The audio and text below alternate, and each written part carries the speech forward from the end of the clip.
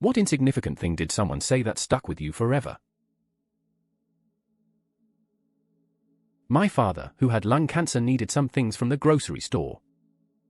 Among other things, I brought him a 4-pack of razors for shaving. He looked at the pack and said, "This is great, you got me a lifetime supply of razors." We both laughed. It was true. Love you, Dad.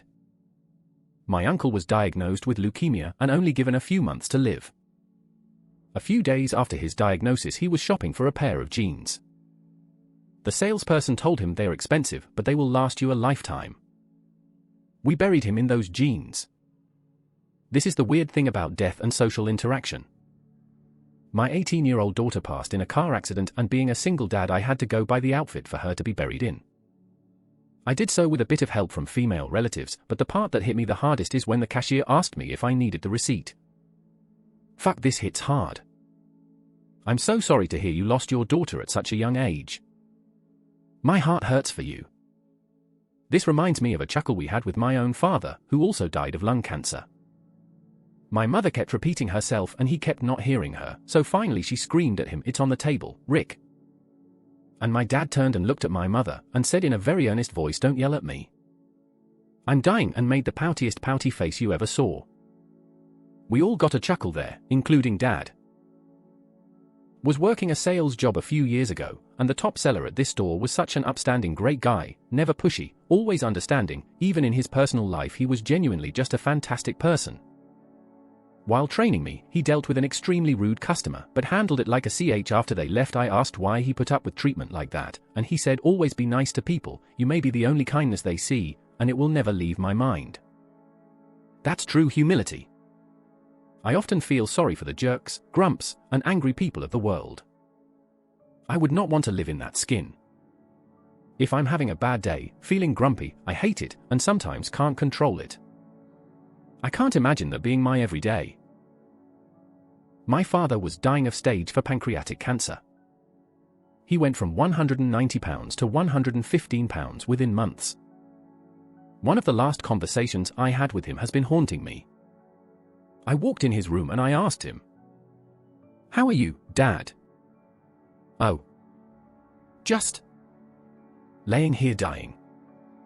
We both burst into tears at the same time. Composed ourselves. He paused, stared off into space and said, "I had a good run.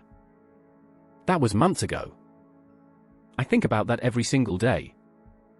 Sorry for your loss."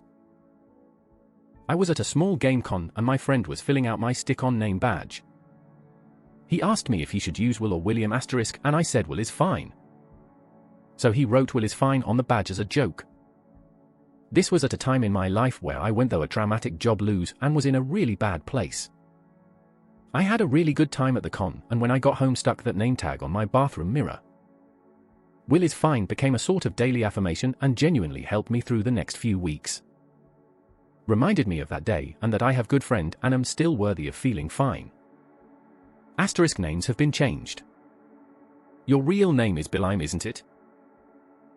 Whenever we'd leave my grandma's, she'd always say, "You know, you can always come to grandma's house." The love she had given to me is a love I'll never experience again. I miss her so much. I'm 38 years old and I'd give up anything but my son for one more day at either of my grandma's houses. Genuinely bringing a tear to my eye. The love she had given to me is a love I'll never experience again. The thing about love, and the best thing by far, it fills up your life like the light from a star. And though it must end, or depart and move on, the light keeps on shining long after it's gone. Is it important? It's as important as you want it to be. It's helped me gain perspective on a lot of things. This reminds me of something sort of similar. When I was into minimalism, I heard someone once say that he was working on not saying "I don't have time for that anymore." Instead, he would say, "That's not a priority for me right now." It's so true. Almost everything I say "I don't have time for that" about are things that I absolutely would be able to make time for if I wanted it enough. Never take criticism from someone you would never go to for advice. Similarly, my mom would always say, "Consider the source." If I don't have respect for a person, then I don't store away anything they might say. In HS, I was complaining about how fast the year had gone by to another friend. Middle-aged dude, stranger, was standing nearby and said it will only get faster. I'm 50 now, and I've thought about that comment almost daily since. Utter wisdom. I could pick him out of a lineup if given the chance today. That's how clear that memory stays with me. My dad said life is like a roll of toilet paper. The closer you get to the end, the faster it goes. And the less capacity you have for dealing with shit. Cousin told me he didn't have one bad memory of me and always wanted to be like me when he was younger. Which hit hard as shit, as I was always trying to be like him when I was younger. Then you both succeeded. I think it's an old quote, but my stepdad told me when I was young, to get things you have never had, you need to do things you have never done. Had a jacket I loved that I wore for years. I was standing in line in Chipotle to get lunch one rainy afternoon, and the kind gentleman in front of me accidentally took a step backwards onto my foot. He turned around to apologize, but caught himself and instead said, "Holy shit, bro. Back here looking like some kind of superhero. Like you fell outer end game or some shit. Looking good. Kind sir. I will never forget your enthusiastic compliment. It was just the boost I needed to get through that day, and it has helped me through so many others." That jacket I loved that sparked the comment has since been worn to shreds. I still have it because I can't bring myself to get rid of it. In the hopes that maybe someday, someone with enough skill will be able to recreate or even just restore it. Reddit has taught me many things, but one of the most important is that men rarely get complimented and are sad about that, so I try to sneak in a compliment where I can. One of my friends at the time, who I held so closely to my heart, said, "See, you only see yourself when you walk past your reflections in store windows and car doors. How lucky am I to get to look at you whenever I want." We haven't spoken in 2 years, but I think about that every time I feel bad about myself. I'm Chinese. I stayed in NYC for an internship. I was in line to order a pizza at a Washington Heights neighborhood. This 5-year-old kid asked me, "Do you know Kung Fu?" His dad had this "oh shit." My son said something racist. Look. I found it so funny that I immediately was smiling. It broke the tension. The Lil's dude was so cute. I remembered him sitting by the window and he knocked to wave goodbye. You could have just said, "Yes, he's my neighbor." I had a bus driver in elementary school. I remember she would say, "Slow your roll, Power Ranger," a few times while driving us. To this day, when a car is going too fast around me, I still say it. I had bought a very distinctive looking fancy shirt. I liked it, but knew it was unusual and would turn heads. Nordic runes all over it, with deep greens and blacks in color. I was nervous when I first wore it out. I was meeting friends from work for a gig, and it was the first non-work related event I was meeting people at that were from work. On the bus into the city center, I was standing waiting to get off, and I felt a tug on the shirt. I ignored it thinking someone caught it by accident, but then I felt a second tug and looked down at the seat beside me. There sat an older woman, probably in her 70s, maybe 80s, she was slight with short grey hair. She gave off good grandmother vibes. She just smiled at me and said, "I love your shirt."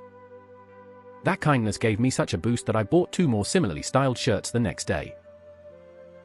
When my dad was dying of cancer, I was visiting him in the hospital and we were talking about how his cell phone was acting up. He was saying how there is no point in getting a new one anyway, and how he will never get a new car again and other new things again, and then just kinda paused with tears in his eyes and said, "I don't want to die, you know," before changing the subject to something more positive. He was so strong through all of it, but seeing the facade crack for a second there put a weight in my chest I've never felt before and probably won't again. We played social games with my family during COVID when my dad was dying of cancer, Jackbox, code names, etc. We were laughing and it was a great night, and he just wistfully looked around near the end and said quietly to himself, "I'm going to miss this." Those things hit hard. In my 20s I made fun of my friend for not knowing some band or song. She sarcastically replied, "Oh, we don't like the exact same music, I guess we can't be friends," and that literally changed my entire perspective on music snobbery. Random girl at church when I was complaining about staining my new choir shirt with food. Was the food good? Me, I guess yeah. Then it was worth it. After I told someone, I walked up the stairs at work for exercise. I think about it every day now as I walk up the stairs. This reminds me of a BoJack Horseman quote, "It gets easier. But you have to do it every day. That's the hard part." Somebody once told me it's okay to tell people to fuck off, they might not like it, but it could make you happier. My partner and I spent 5 years trying for a baby. My friend told me, "Oh, you're just not praying hard enough." It was insignificant to them, but pretty awful for us. I guess I didn't pray hard enough to this day. I've still not been blessed with any children. When my dad was teaching me to drive, I pulled up too quickly to a stop sign and stomped on the brakes, bringing us to an abrupt stop at just the last possible moment. My dad calmly turned to me and said, "You sure do trust this car." I don't think he intended it as anything but a comment on my burgeoning driving skills, but I've had that phrase pop into my head often since that day, whenever I find myself making plans that count on things I can't control. I hope he knows that he's saved me from heartache and headache 1,000 times over, but also, sometimes you just gotta trust the car. No matter what happens, I'll always love you. My college girlfriend as we were breaking up, 1992. I went on vacation to San Francisco when I was about 8 or 9. My dad was walking through the crowd ahead of me by a few steps as he was a big guy. People were getting out of his way, but I was struggling to keep up. Out of nowhere, this homeless man grabs me by the shoulders, shook me gently, and said, "Stay strong, Kennedy." He quickly walked away, but I was stunned, and my dad ran up to me making sure I was okay. I told him what happened, and he was completely bewildered. My middle name is Kennedy, but he and I swear neither one of us said it. I only got called my full name when in trouble. Maybe my dad said it and the guy heard and followed us, but regardless, I still think about that dude to this day. Time traveler. Holy shit. I had a Reddit account before this named General Juicebox. I can't remember why I don't use it. I used to outrank you. LOL, log back in FTW.